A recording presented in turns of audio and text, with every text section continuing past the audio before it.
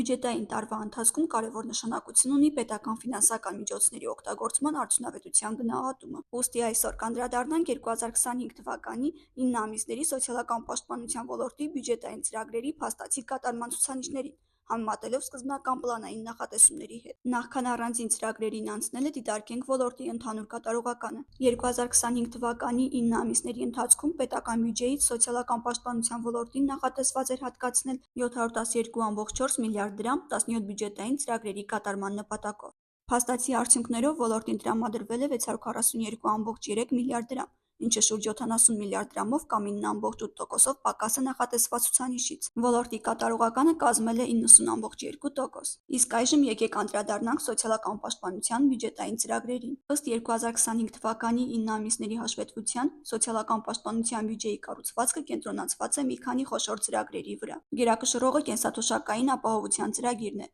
որին հատկացվել է 395 միլիարդ դրամ, ինչը 44,5 միլիարդ դրամով կամ 10,1%-ով պակաս է նախատեսված 439,4 միլիարդ դրամից։ Հաջորդ ծրագիրը սոցիալական ապահովության ծրագիրն է, որին հատկացվել է 89,7 միլիարդ դրամ, որը 9,4 միլիարդ դրամով կամ 9,5%-ով պակաս է նախատեսված 99,2 միլիարդ դրամից։ Ըստ 9 ամիսների հաշվետվության ժողովրդագրական վիճակի բարելավում ծրագրին պետական բյուջեից հատկացվել է 54,7 միլիարդ դրամ, ինչը 3,8 միլիարդ դրամով կամ 6,4%-ով պակաս է նախատեսված 58,5 միլիարդ դրամից։ Հաջորդ ծրագիրը բնակարանային ապահովման ծրագիրն է, որին հատկացվել է 9,4 միլիարդ դրամ, ինչը նախատեսված 11,8 միլիարդ դրամի համեմատ նվազել է 2,3 միլիարդ դրամով կամ 19,8%-ով։ Մյուս ծրագիրը ճգնաժամերի հակազդման եւ արտակարգ իրավիճակների հետևանքների նվազեցման եւ վերացման նպատակով առանձին սոցիալական խմբերին տրվող սոցիալական աջակցության ծրագիրն է, որին հատկացվել է 29,2 միլիարդ դրամ,